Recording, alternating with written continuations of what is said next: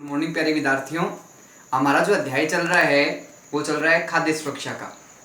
खाद्य सुरक्षा में हमने पढ़ा कि किस प्रकार है कि खाद्य सुरक्षा का सही उपयोग किया जा सकता है, किस आधार पर लोगों को खाद्य सुरक्षा उचित रूप से उपलब्ध करवाई जाए।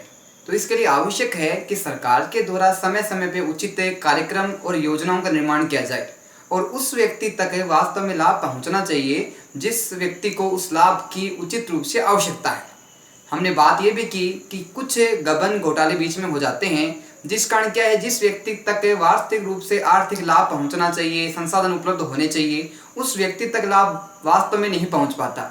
कारण क्या होता है कि बीच में कुछ लोग हैं वो जिनको ये कार्य मिला हुआ है, उचित दायित्व मिला हुआ है, उचित वितरण का दायित्व मिला हुआ है, वो उचित दायित्व का निर्वहन नहीं करते, अपनी जिम्मेदारी का निर्वहन नहीं करते और उन लोगों को लाभ पहुंचाते हैं जिनको लाभ की आवश्यकता नहीं है, और जो लाभ के वास्तविक हकदार है उनको उसका लाभ नहीं मिलता। जैसे अमर्त्य सेन ने भी कहा था कि हकदारों तक वास्तविक रूप से क्या है कि इस खाद्य पदार्थ को पहुंचाना, लाभ पहुंचाने आवश्यक है। तो हम बात करते हैं भारत की खाद्य सुरक्षा की कि एक प्रकार से खाद्य सुरक्षा है वो किस प्रकार से उपलब्ध हो, और उपलब्ध होने के साथ क्या है कि किस प्रकार से सरकार कुछ प्रयास करती है जिससे जो अनुसूचित जातियां हैं, अनुसूचित जनजातियां हैं, अन्य पिछड़ा वर्ग है, समाज के अन्य वर्ग है, उनको खाद्य सुरक्षा उपलब्ध करवाई जाए। इसके लिए सरकार है वो समय समय पे कार्य कर रही है और अनाज को इस तरीके से व्यवस्थित कर रही है कि भविष्य में अगर कोई भी समस्या आए, कोई भी परेशानी आए, तो अनाज से संबंधित समस्याओं का सामना है वो अपने देश को किसी प्रकार से भी नहीं करना पड़े, किसी प्रकार की समस्या भारत के सामने उत्पन्न नहीं हो। तो आज हम चर्चा करेंगे खनाज से संबंधित कुछ अन्य चीजों के बारे में, किस प्रकार से किस क्षेत्र में अनाज है वो पर्याप्त रूप से उपलब्ध रहता है और किन क्षेत्रों को वो अनाज वास्तव में उपलब्ध होता है, और समस्याओं में किस प्रकार से इस अनाज का, इस भंडारण का उचित उपयोग किया जा सकता है। बात आती है स्वतंत्रता के बाद खदानों में आत्मनिर्भरता भारत का लक्ष्य।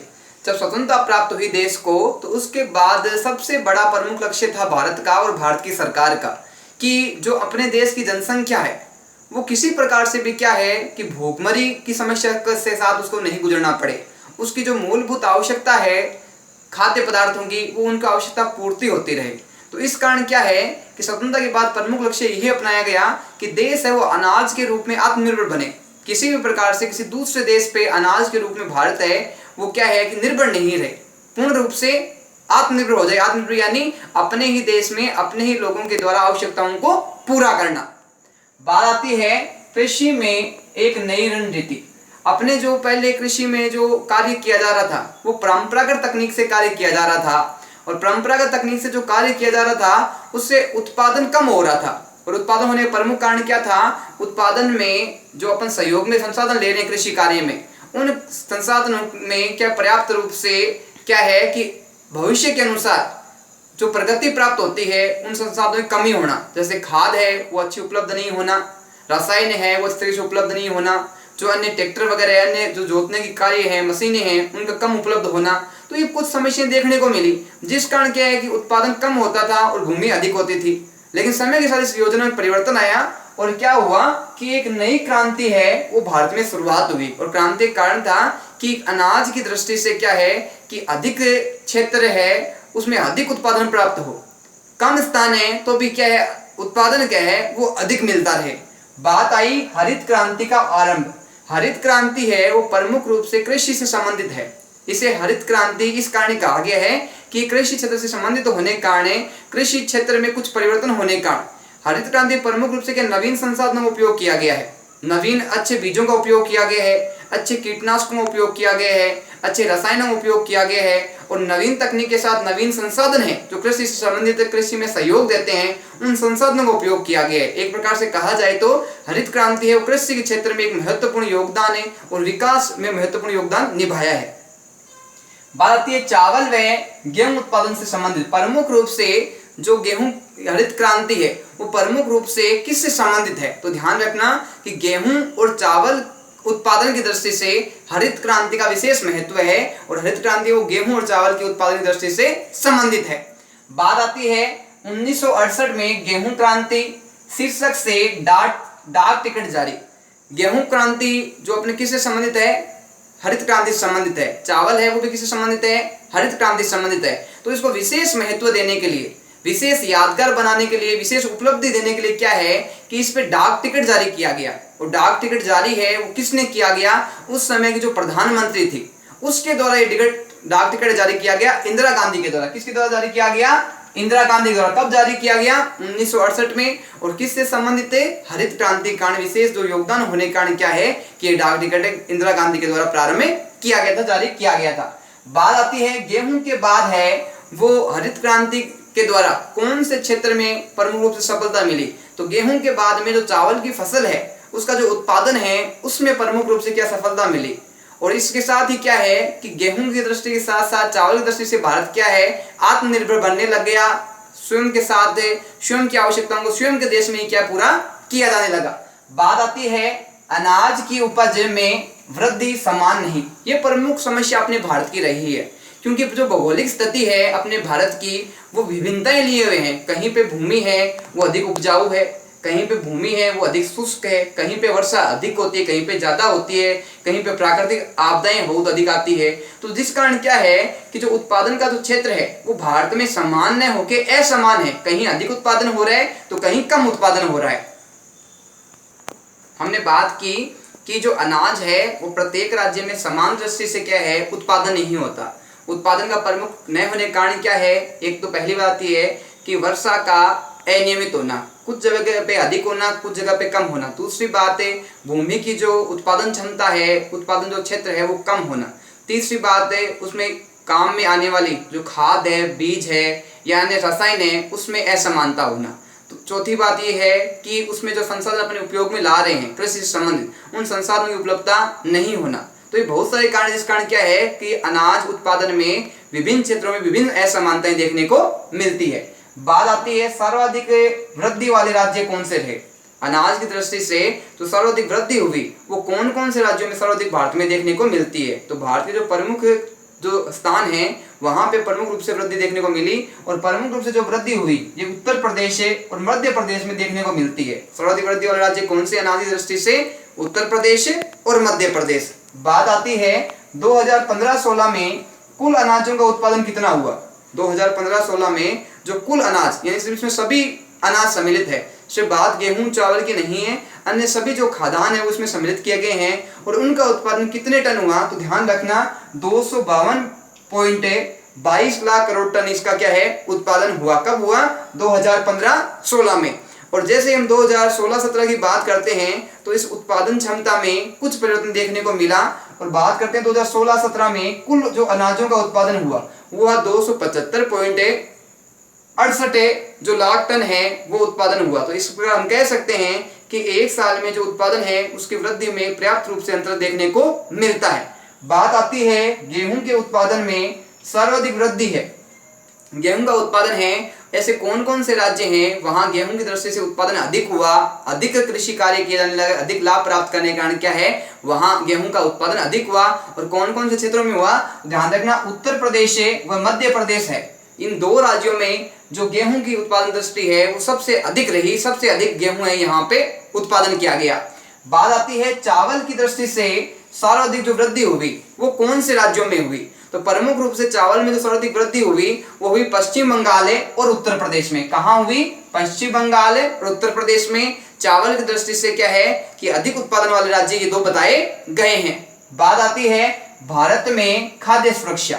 खाद्य सुरक्षा का मतलब होता है कि अपने देश में रहने वाले प्रत्येक व्यक्ति तक है वो खाद्य आवश्यकताओं को, खाद्य जरूरतों का पहुंचना और उसको आवश्यकता के आधार पे खाद्य वस्तुओं का उपलब्ध होना खाद्य सुरक्षा संबंधित होती है। खाद्य सुरक्षा सरकार के द्वारा और वहां रहने वाली जनता के द्वारा इस समस्या का समाधान किया जाता है और प्रत्येक व्यक्ति खाद्य सुरक्षा उसकी आवश्यकताओं को पूरा किया जाता है।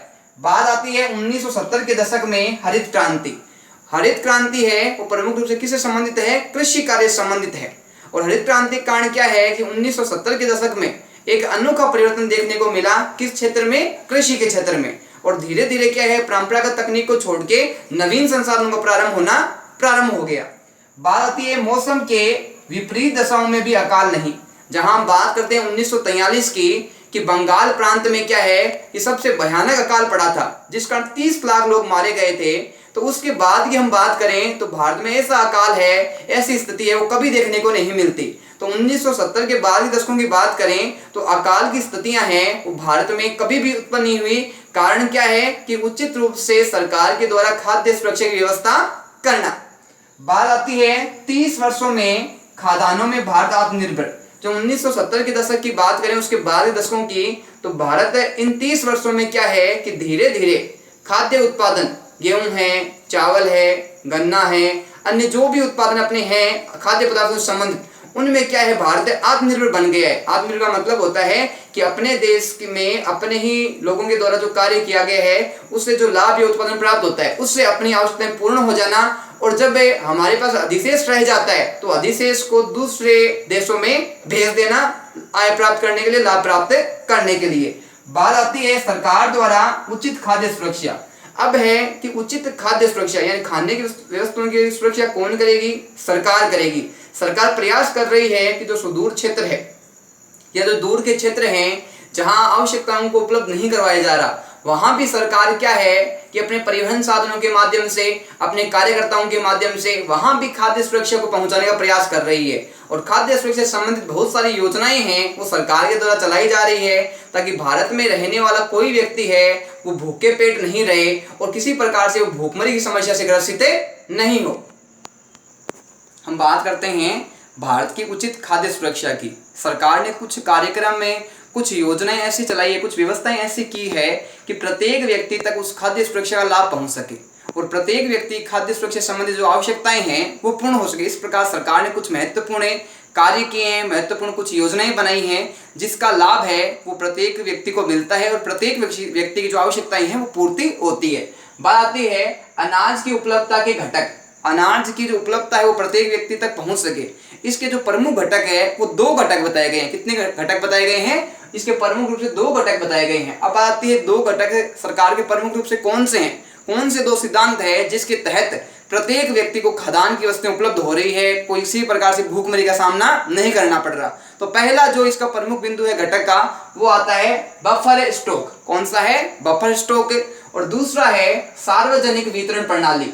ये अनाज की उपलब्धता के 2 प्रमुख घटक बताए गए हैं, बफर स्टॉक और अनाज की सार्वजनिक वितरण प्रणाली, जिसके द्वारा उचित रूप से व्यवस्था की गई है हर व्यक्ति तक अनाज की लाभ को पहुंचाने की।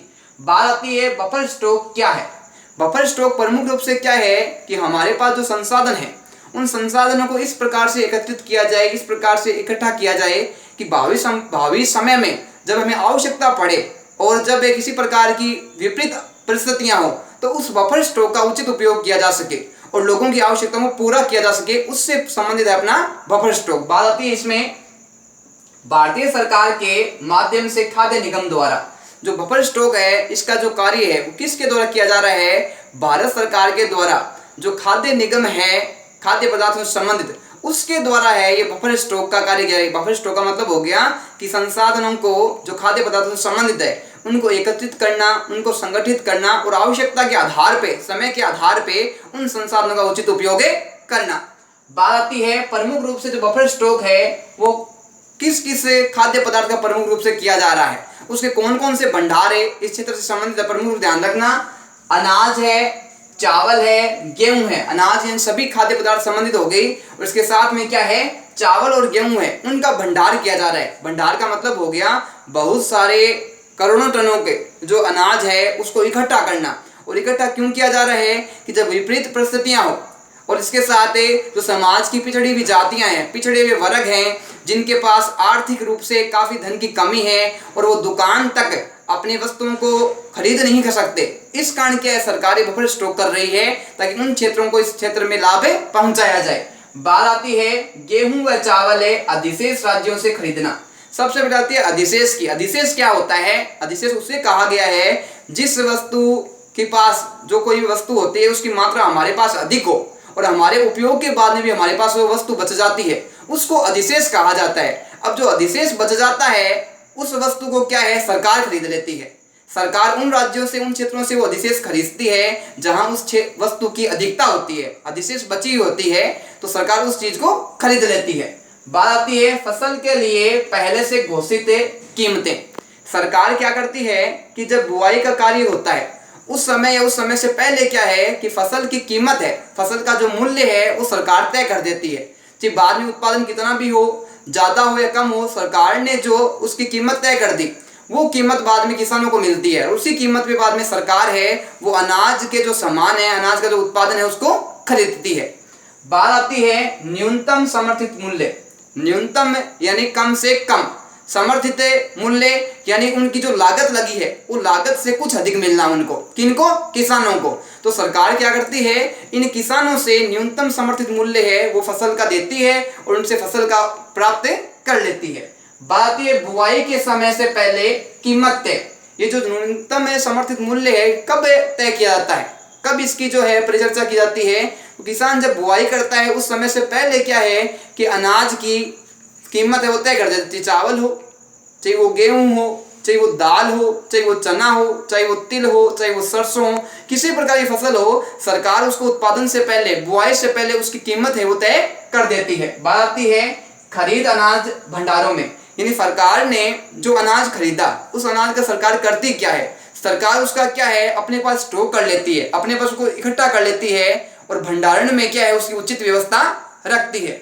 बात आती है बाजार कीमत से कम कीमत पर अनाज का वितरण। सरकार क्या करेगी, जो उसने बफर स्टॉक कर रखा है, जो उसने सामान का भंडार कर रखा है, उस भंडार का उपयोग किस प्रकार से करेगी? सरकार है उस भंडार का उपयोग है वो कम कीमत पे करेगी। किसानों से उसने खरीदा कम मूल्य पे, अब उनको कम मूल्य पे किसको उपलब्ध करवाएगी? जो पिछड़े हुए जातियां हैं, पिछड़े हुए वर्ग है, आर्थिक रूप से कमजोर है, जो अधिक मूल्य देके खाद्य वस्तुएं नहीं खरीद सकते, उनको कम कीमत पे जो खाद्यान्न वस्तुएं हैं वो उपलब्ध करवाती है।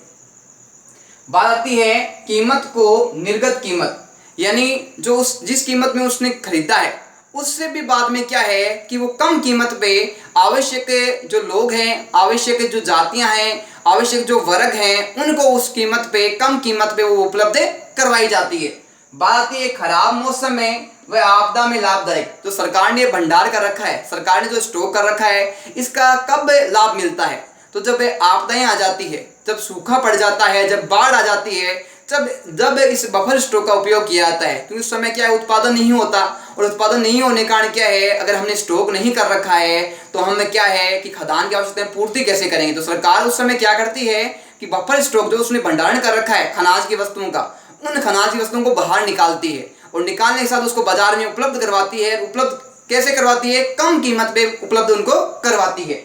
बात आती है अनाज की समस्या का हल। इस न्यूनतम समर्थन मूल्य से, इस बफर स्टॉक से जो प्रमुख रूप से समस्या का हल होता है वो है अनाज की समस्या। अनाज की है समस्या, उसमें किसी प्रकार की कोई कमी नहीं आ पाती और अनाज है पर्याप्त रूप से सभी लोगों को उपलब्ध होता रहता है। बात आती है 2019-20 में गेहूं का जो न्यूनतम समर्थन मूल्य था, गेहूं का 2019-20 में जो न्यूनतम समर्थन मूल्य था वो सरकार ने क्या तय किया? उसका जो तय मूल्य किया गया था वो किया गया था 1840 रुपए। कितना तय किया गया था? 1840 रुपए। अब इसमें एक बात आती है कि न्यूनतम समर्थन मूल्य है वो किस प्रकार से प्रभावी है? सरकार ने जिस कीमत पे किसी कृषक से जो सामान खरीदा है, वो जो सामान जिस कीमत पे खरीदा है उस कीमत से कम मूल्य पे वो उस अनाज को किसी दूसरे व्यक्ति को, दूसरे व्यापारी को नहीं बेच सकता। उससे अधिक मूल्य पे तो बेच सकता है किसी व्यापारी को या किसी बड़े व्यक्ति को जो कार्य करता है वाणिज्य संबंधित है, लेकिन जो सरकार ने न्यूनतम समर्थन मूल्य तय किया है उस मूल्य पे वो किसी दूसरे व्यापारी को, दूसरे क्षेत्र को नहीं बेच सकता, क्योंकि सरकार द्वारा जो मूल्य तय किया गया है उससे अधिक मूल्य पे उसको वो अनाज बेचना पड़ेगा, नहीं कि कम मूल्य पे।